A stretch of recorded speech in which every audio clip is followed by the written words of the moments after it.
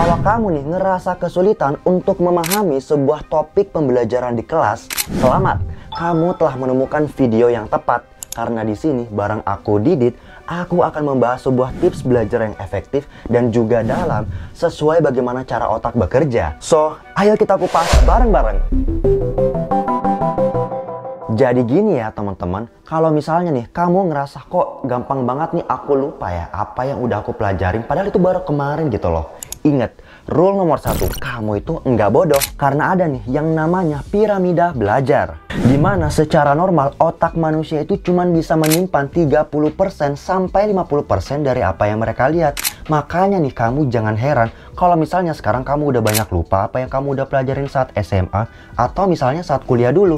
Jangankan yang udah lama nih, saat masih SMA atau kuliah dulu, coba deh kamu ingat-ingat yang baru aja kamu pelajarin kemarin di kelas. Itu emang kamu masih yakin bisa ingat 100%?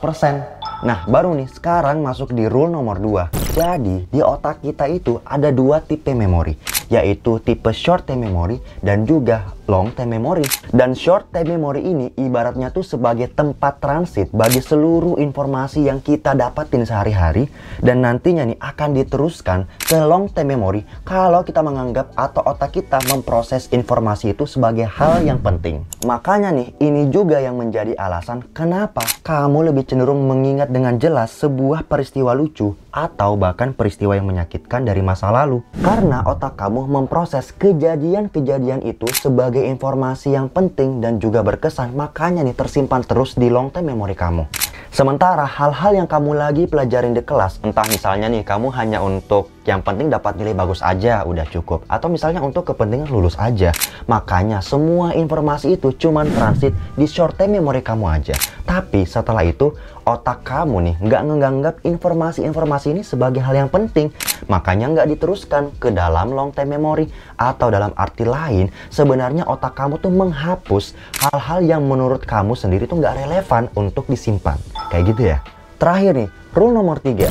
Jadi, ada peran hormon-hormon yang secara nggak langsung mempengaruhi short term memory dan long term memory ini bekerja, termasuk nih hormon seperti adrenalin yang berperan dalam menjaga fokus. Ada juga hormon kebahagiaan seperti dopamin yang akan menjaga motivasi atau memperkuat pengalaman baik, atau akhirnya kamu ngerasa belajar itu menyenangkan.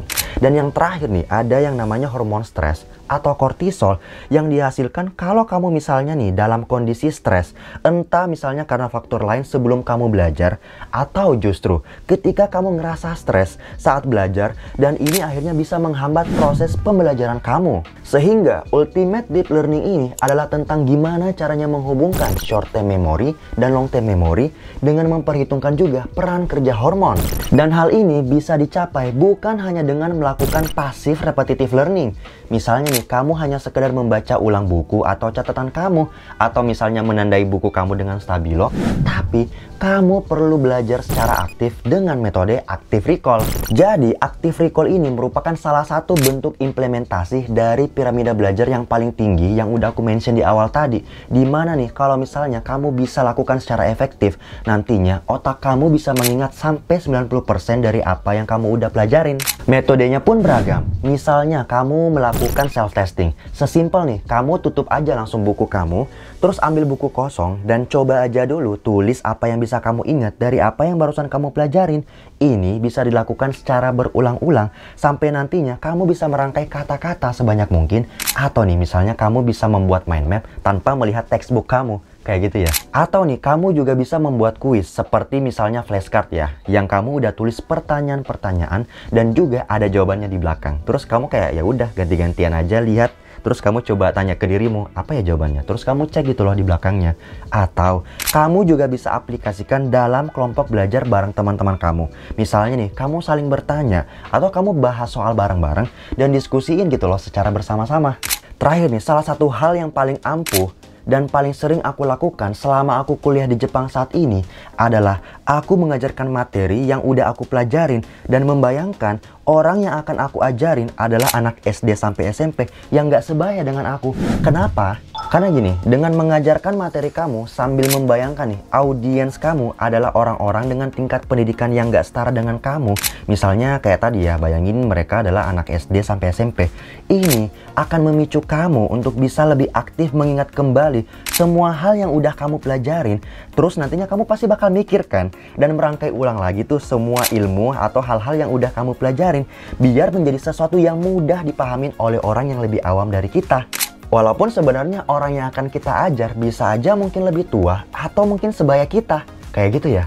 Nah, ini pun juga sebenarnya bisa diterapkan dalam skema yang berbeda-beda. Misalnya nih, kamu bisa terapkan dalam kelompok belajar kamu. Atau misalnya kamu bisa melatih diri menjadi speaker dalam sebuah acara misalnya.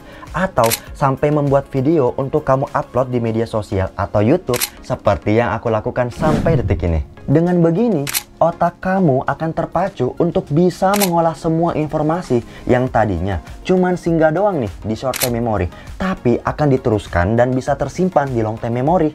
Dan nantinya setelah kamu ngerasa bisa mengingat kembali semua materi-materi yang udah kamu pelajarin, itu tuh akan membangkitkan rasa motivasi dan juga fokus kamu nih setiap kamu nanti akan belajar ke depannya.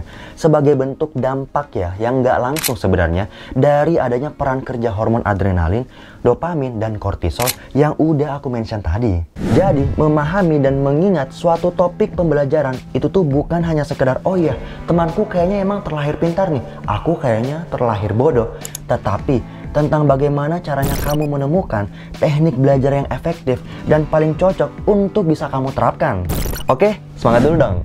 Terima kasih banyak buat kamu yang udah nonton. Kalau misalnya nih kamu ngerasa video ini bermanfaat, mungkin kamu bisa share juga ke keluarga kamu, sahabat, teman, atau pasangan.